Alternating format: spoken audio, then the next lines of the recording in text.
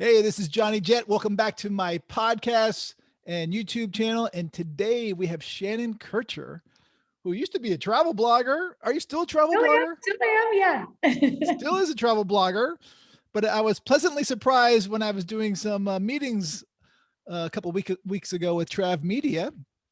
And she also represents a hotel, a popular hotel in one of the most beautiful islands in the world, Anguilla. Yeah, very, very lucky to be here. So I've actually been down here about 8 years, but I started blogging probably a couple years before that, but I've lived here for a lot of my blogging career as well. So I've tried to not solely focus on Anguilla so it doesn't become too biased. But definitely my Anguilla content for people coming down ends up being a big draw for people that are trying to find kind of firsthand insight into the island. Right. So, I mean, what's the name of your hotel? So we're at Frangipani Beach Resort. So we're family owned. So my husband and I have been here running the property for a little over 8 years. We got married here. We've had our parties down here. We throw carnival parties every year. His family has actually been coming since the 80s. So my husband started coming when he was a kid to the island before. I mean, Anguilla is still rather under the radar, for most people. But then it was very much under the radar. They'd just gotten power to the west end of the island a few years prior. So it was very rustic, total gem. His parents discovered it from California, which is quite a trek to the Caribbean. Loved it. I mean, fell in love immediately, started coming back every year, every other year. And then about 15 years ago, decided they wanted to buy a home here, a place here. And that turned into buying a hotel. They'd never had a hotel. They'd never had real estate investments like that. And said, what the heck did we just do? We just bought a hotel in the Caribbean. And so my husband actually was a senior in college at the time, ended up going into hospitality and did grad school work in hospitality and actually worked in hospitality management in San Francisco in California, where we're from. And then now we're here. So it's been a fun transition for sure. Totally different pace of life from San Francisco, but a really, cool place to live given the dynamic, small island, expat circles, the kind of people that come down here on vacation. So it's a very interesting environment. That's amazing. So where'd you meet your husband, by the way? In college? We met in California. So we're both from the Sacramento area originally. And I went to graduate school in London and he was living in Shanghai doing a fellowship after grad school. We both moved back to California. We grew up maybe 30 minutes from each other. Wow. Never knew each other until we were 25. Met and we sort of connected over this international, lifestyle that we both had loved and lived. And then when the opportunity came up to move here to Anguilla, it was sort of a no-brainer for us. It was just kind of the trajectory of our life. It sort of made sense for our relationship. We moved here before we got married. So we really ripped off the Band-Aid, moved to the island, joined a bank account, started working together. We share a car. We moved in together. So we were really testing the waters. Luckily it worked. So we've been married for 8 years. We got married on the island. Well, but yeah. So what's it like to live on Anguilla? I mean, I've been there once. I know I've been there once. I might've been there twice. But, and I only went for like a week, but it was, it's a beautiful, the locals were really friendly, but are they friendly to, yeah. I mean, so that's exactly it. I think, why can't I had come on vacation? And obviously coming on vacation for a week or two, drinking rum punch on the beach is different than what it is to live here. And so both of us independently had lived in cities before this, London, San Francisco for me, Shanghai and San Francisco for him. And then we moved here and this is a far cry from the city, right? Our population is about 14,000. It's 33 square miles. We don't really have like a city. So it's for sure a change, but I think for us, the key is we both are really busy with work because we have the hotel. We're family owned and operated. We're the ones down here operating it. So there's a lot of hands-on stuff, which is great for us given our personalities and kind of like needing to stay engaged with stuff. We've also been involved in other projects. I'm on the board of the Anguilla Initiative, which is a great nonprofit that works to give back to local populations, different segments in need. Scott's been on the board of hospitality organizations here too. But it's a transition. I mean, for sure, coming from a city where you have enrichment opportunities and a lot of like-minded people and a huge population, so your friend group can shift as it will. Right. We're on a tiny island. Expat group is 300-400 people. That's probably on the high end. Everyone knows you. And are they from America or are they from London or the UK? Mixed. So we're a British overseas territory. So that's a good point. Most people assume we'd have a pretty big British contingent here. We have a few Brits, mostly American, decent amount of Canadians too. They come down. It's cold up there. They like being down here. And was there a huge influx over COVID because, they all wanted to escape? Yeah, actually, that it's been an interesting year for us because there's a kind of a set expat group here, right? Like hoteliers, restaurateurs, like, or we've all been here. That there's some transientness with that kind of inherently, but it's sort of the same group. COVID, a lot of people came down who maybe were visitors to the island who would normally come for a week or two. And they stayed after the lockdown, just said, well, why would I go home when the world's crazy? And we live on an island with 0 cases of COVID. So people ended up staying. So we had kind of this like totally different expat group that I don't know how long it's going to continue, but a total, change of people, a lot of new blood, people with really interesting backgrounds who are able to work remotely. So it has shifted for sure. And I don't know how long that'll last, but it's been kind of a cool change of like scenery and population. So you have no COVID cases? Or 0. Well, so I'll say 0 cases of community transmission. We'll occasionally get a guest who comes in who tests positive on arrival, but the way the protocols are now, you have to stay, in your room until your test comes back negative, the one you take on arrival. Usually the tests come back in 6 or 8 hours, so it's not really like a hardship for guests. It's pretty fast, but they do that because we've had a few people that have tested positive on arrival. So we've caught them, we've isolated them, and we've had 0 cases of community transmission. So no COVID. And do they test them again after a couple of days? Because what if they catch it on the plane? So they test on arrival, and then we have sort of this like quarantine light. We have this bubble kind of safe environment approved concept. So if guests test negative on arrival, they're at our property, and there's a whole heap of things they can do. So they can use our pool and our beach, and they can walk the beach during the day. The biggest thing for people that come often is they have to take taxis. So you can't rent a car and drive around because there's certain restaurants you're allowed to go to. There's certain places that are really designed for locals. And so just to maintain safety for the quote unquote quarantine period, 14 days usually for people, you can go to designated places. That's 14, 15 restaurants. There's plenty of options, but you can't go anywhere during those, just anywhere, it has to be approved.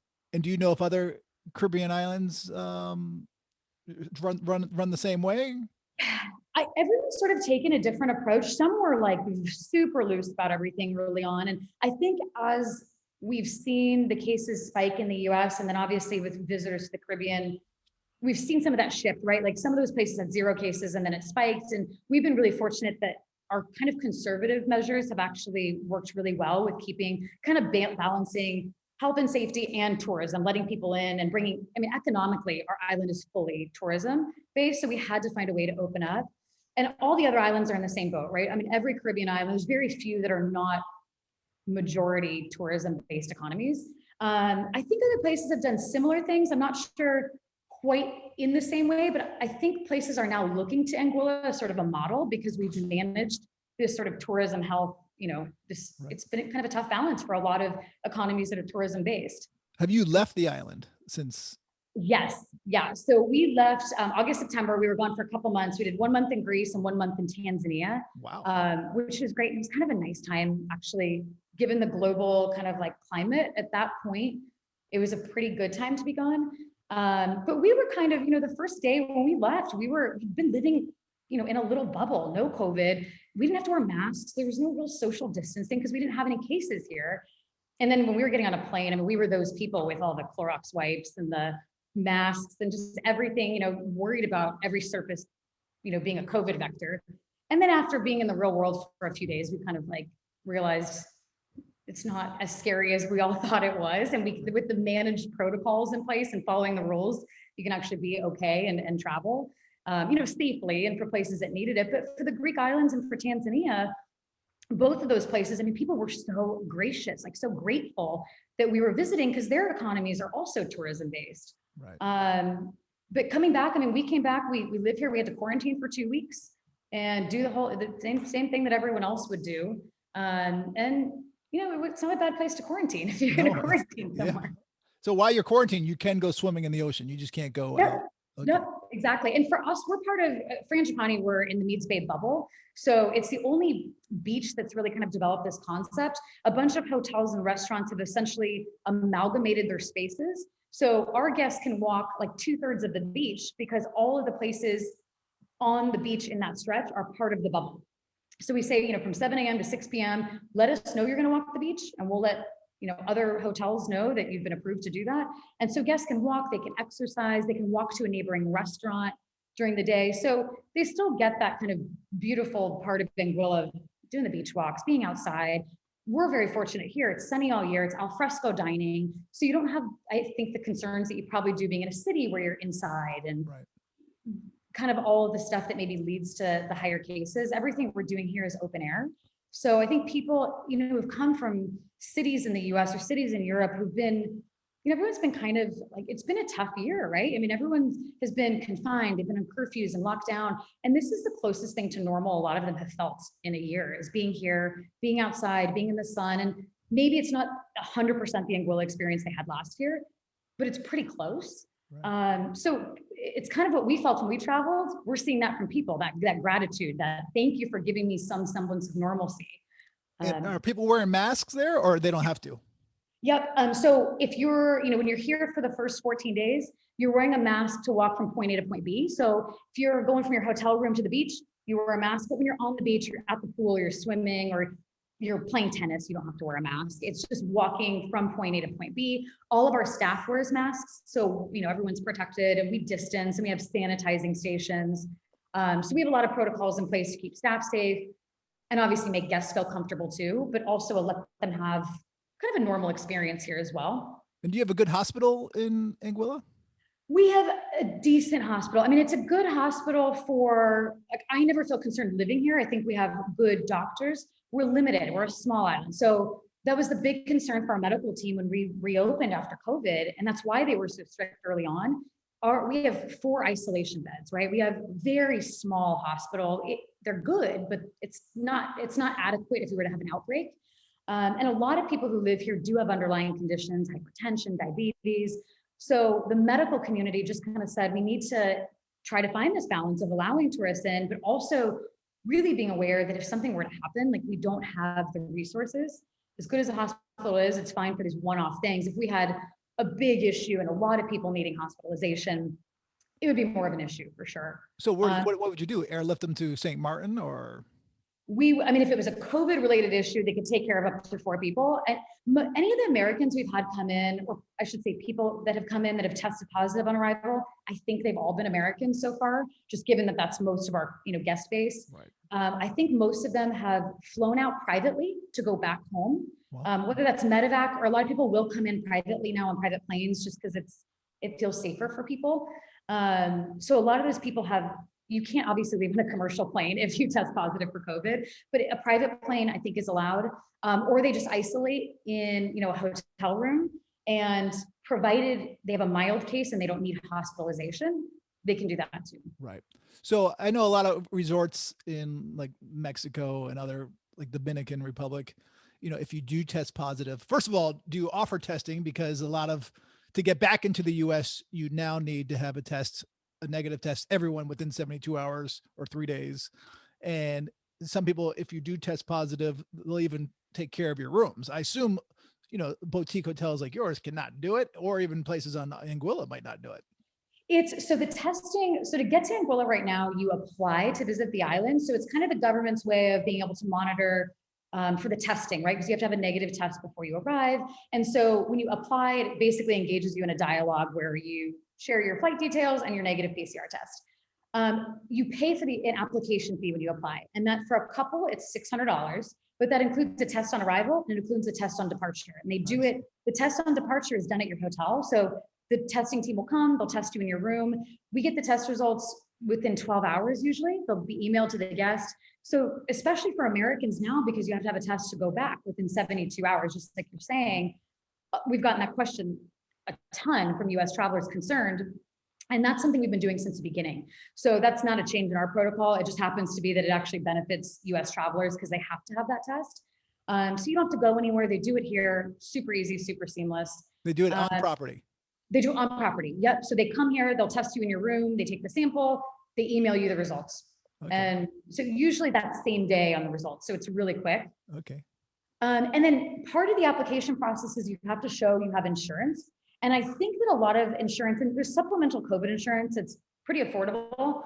Some people have been taking that out. And I think that that actually covers for kind of what you're talking about. If you tested positive, you have to stay, presumably for 14 days, but some people take longer to even test negative after getting positive. I've heard. Right. And so if you're confined to a luxury hotel for 3 or 4 weeks, that's an unexpected cost that you'd have to foot that you probably aren't prepared for. So I think insurance actually is designed to actually help like mitigate for that situation, like to help cover those costs. But yeah, I mean, like test positive at your resort. Sorry, say one more time. Have you had anyone test positive at your resort? No, we haven't, thankfully. We're prepared. Every hotel has to have protocols for that. We have to have like a room where someone can isolate and be prepared for that instance. Thankfully, we have not had to deal with it firsthand. Resorts that we know that have dealt with it, it's you just put all those protocols into place. It's isolation, and the healthcare team for the island is informed, and so they basically take over in terms of testing and making sure that all the protocols are met. Thankfully, I think to date, we've only had 15 cases on the island have tested positive since November.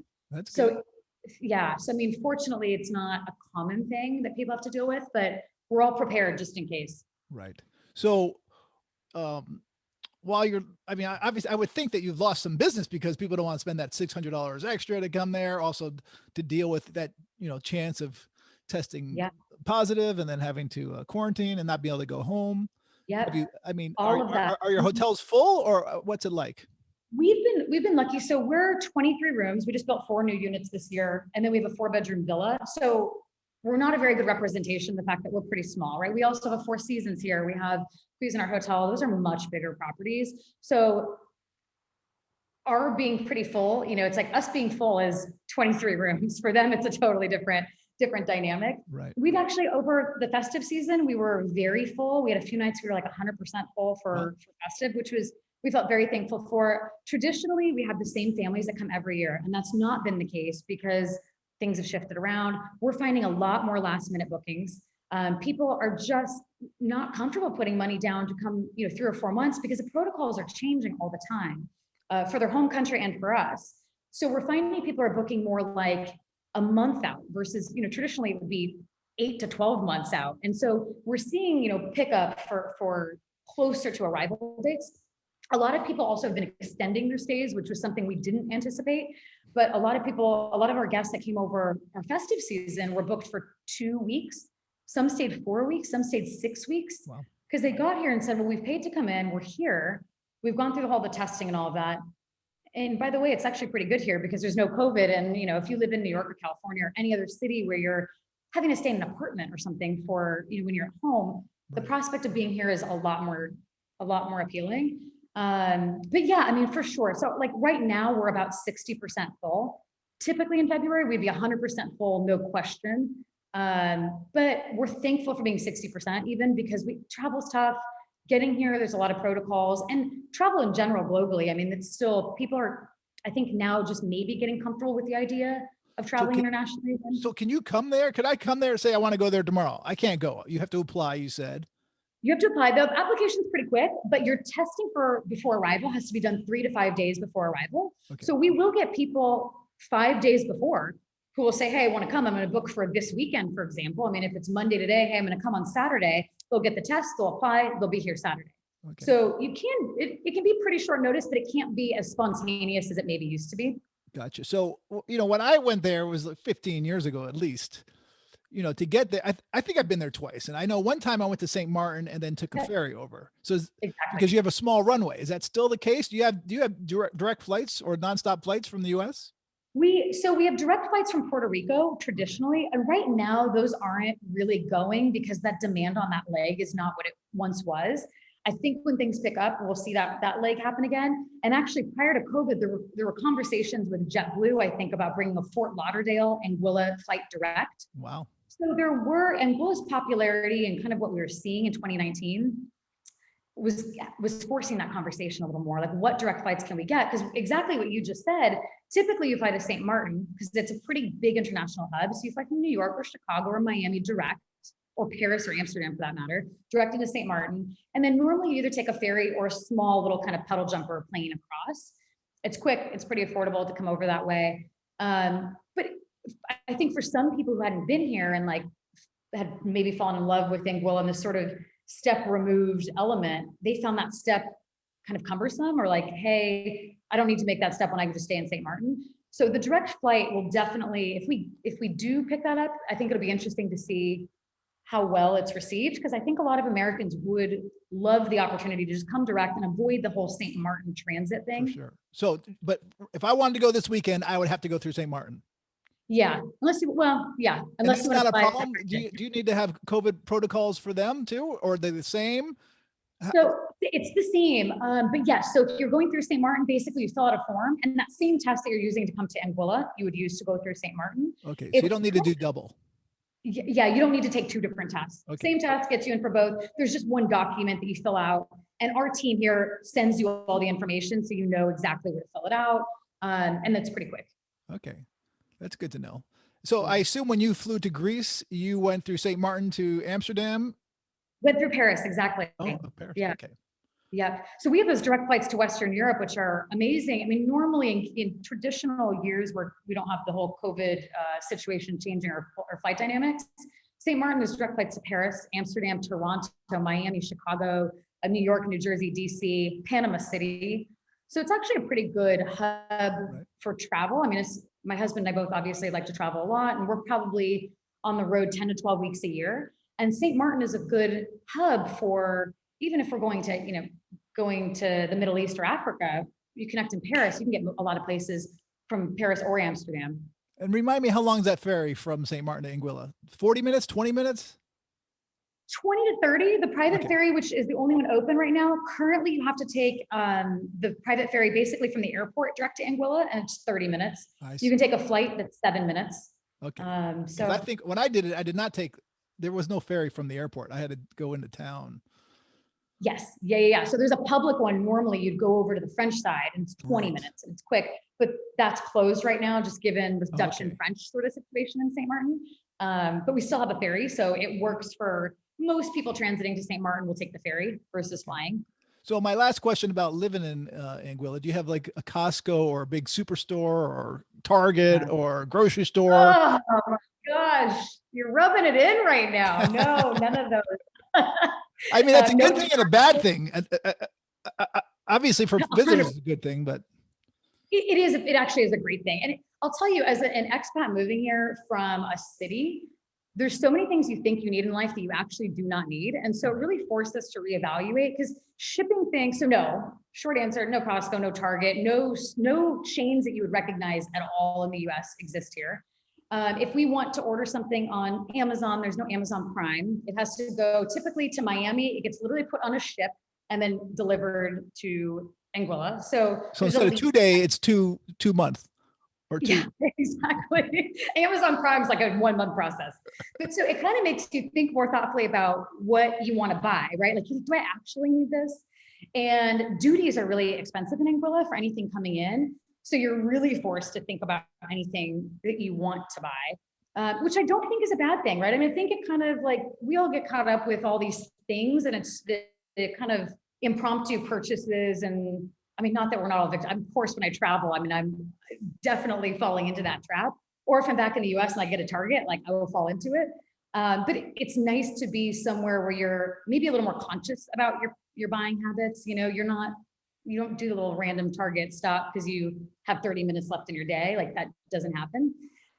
So yeah, no, none of those things. But I think that is part of, honestly, what makes the island so charming is so many of our guests will come down and say that it feels like old Caribbean, right? I mean, we have a Four Seasons, we have a Bellman, and it is very glamorous in many respects, but it's also very authentic and rustic, and you can find whatever you want on the island. But I think having those like vestiges of old Caribbean spirit and that authenticity, it's harder and harder to find that. To be able to be on an island where you can, in normal times, rent a car, drive around, you don't have to worry about being in a good place or a bad place or what's safe or what's not. Like, everything's safe. So it's it is a special place to be. And after all these years, and even with the tourism that we have, that still remains true. That's what keeps people coming back, which it's cool. It's nice being part of it. I actually did drive on the island, although they drive on the wrong side of the road there. And I think I told you last time that I ran out of gas. I was borrowing a car, ran out of gas, and first of all, it's very difficult for me to drive on the opposite of the road. I'm like turning the radio off and just trying to concentrate.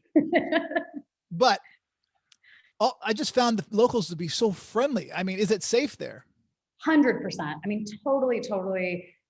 And that's one of the things I think that people, anytime if it's a first timer to the island, you have, obviously those are questions like, can I go to these beach bars? Can I stop at the roadside barbecue? Is that safe? 100%. We've never had issues. We don't lock our door at home. I don't lock my car when I'm parking it. I mean, that's like such a testament to being in a safe place. I mean, that's how it was when I was there 15 years ago, or whenever I was. And I'm glad to hear it. I mean, I do think of Anguilla as being one of the safest Caribbean islands. And so I agree. I mean, we're very thankful for it. It's part of what people love. We actually, one of the unique things we thought during this whole COVID kind of period, we've had a lot of people working remotely, coming down for longer stays, a lot of single women coming down, working remotely. And I kept thinking that is such a testament to the island that a single woman feels comfortable saying, I'm going to check into a hotel, I'm going to go out by myself, do my own thing, and I've never even been there, but I know it's safe enough. A lot of them have been here and know that anywhere they go, they don't have to worry. And I don't think that's true in every place. I think there's sometimes those thoughts will cross your mind, and here it's nice. It's so safe, you don't have to worry about that. So I assume you live at the resort, but you don't. Okay. No. I was going to ask you, I just interviewed one of my buddies who lives in Vietnam, and he was saying it's so cheap to live there. I know Anguilla is not because it's an island in the Caribbean, but in Vietnam, for example, he was telling me you can rent a nice 1-bedroom for $500 a month. Oh my gosh. How much would that be in Anguilla? 5,000?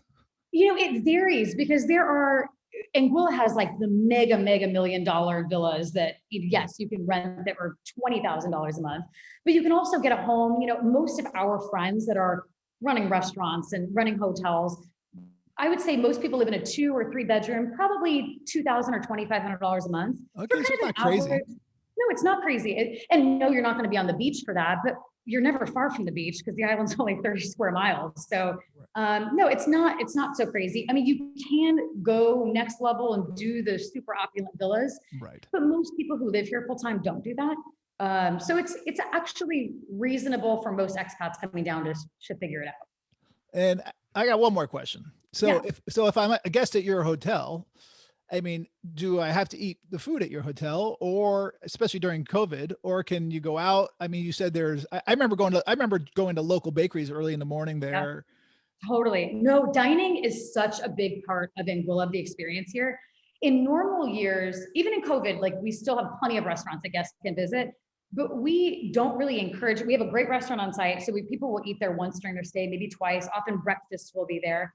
But we really encourage people to get out because I think that's what makes it so special. The dining scene is next level here. We've traveled throughout a lot of the Caribbean, and it truly is the best dining scene that I've experienced. It's a lot of chef proprietors, so people take so much pride in what they're doing. It's husband and wife teams oftentimes. One of them cooking, one's front of house.